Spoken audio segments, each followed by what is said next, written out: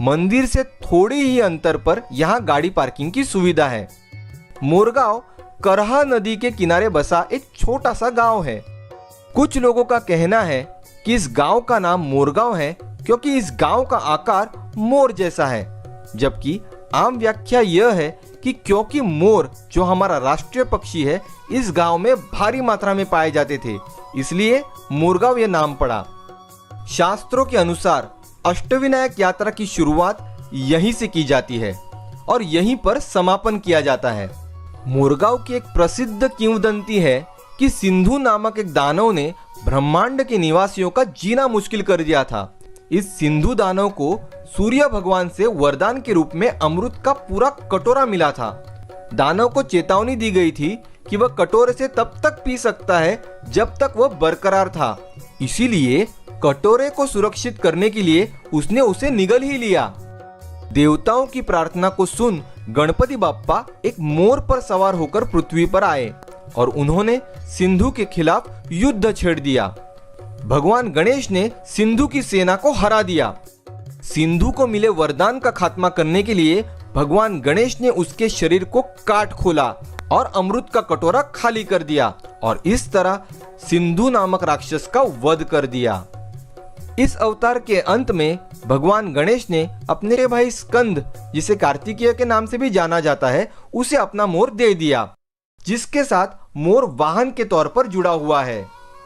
मयूरेश्वर मंदिर 50 फीट ऊंचे गुंबद और सभी कोनों पर 4 स्तंभों वाले एक किले जैसा है। मंदिर काले पत्थर से बना है जो एक ऊंची दीवार से घिरा है और इनमें 4 द्वार हैं जिन पर गणेश जी की छवि है। मंदिर के अंदर एक भव्य दीप स्तंभ भक्तों का स्वागत करता है। मंदिर बहुत स्वच्छ है और इसकी देखरेख भी अच्छी तरह से की गई है। संपूर्ण अष्टविनायक यात्रा में क्योंकि मोरगांव का महत्वपूर्ण स्थान है, इसीलिए यहाँ इतर मंदिर के बदले भीड़ ज्यादा हो सकती है। यहाँ हमें कतार में खड़े होना पड़ सकता है। यहाँ पर स्पेशल दर्शन या वीआईपी दर्शन की कोई सुविधा उपलब्ध नहीं है। सभी भक्तगण एक ही कतार में चलते हुए मोरेश्वर का दर्शन करते हैं। छुट्टियों में तथा गणेश जी के विशेष दिनों में जैसे मंगलवार, संकष्टी, चतुर्थी यहाँ कतारें लंबी हो जाती है। इसीलिए अगर आप शांतिपूर्ण दर्शन चाहते हैं तो इन दिनों के अलावा आ सकते हैं। यहाँ स्थित भगवान गणेश के वाहन मूषक की भव्य मूर्ति हमारा ध्यान आकर्षित करती है।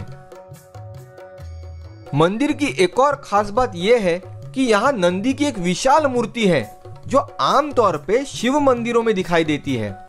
एक किंवदंती है कि इस नंदी को किसी शिव मंदिर में ले जाया जा रहा था। मोरगांव में आते आते गाड़ी टूट गई और तमाम प्रयासों के बावजूद नंदी को यहाँ से नहीं ले जाया जा सका। जैसे ही आप गाभारा में प्रवेश करते हैं, आपको दरवाजे के ऊपर 2 विशाल मोरों की मूर्तियां दिखाई देंगी। मयूरेश्वर का दर्शन कर आप प्रसन्न महसूस करते हैं और आपको अद्भुत शांति का अनुभव होता है। मयूरेश्वर के 4 भुजाएं हैं। 2 हाथों में पाशा और अंकुश है। एक हाथ उनके घुटने पर टिका है और दूसरे हाथ में मोदक है। मयूरेश्वर की मूर्ति पद्मासन की स्थिति में है और उनके मुकुट के ऊपर एक चांदी का नाग है। 17वीं शताब्दी के संत समर्थ रामदास स्वामी ने मोरगांव के मयूरेश्वर के रूप से प्रेरणा लेकर ही लोकप्रिय आरती सुखकर्ता दुखहर्ता की रचना की थी। मंदिर के बाहर बड़े बड़े स्वादिष्ट अंजीर और अमरूद मिलते हैं। आप चाहे तो खरीद सकते हैं।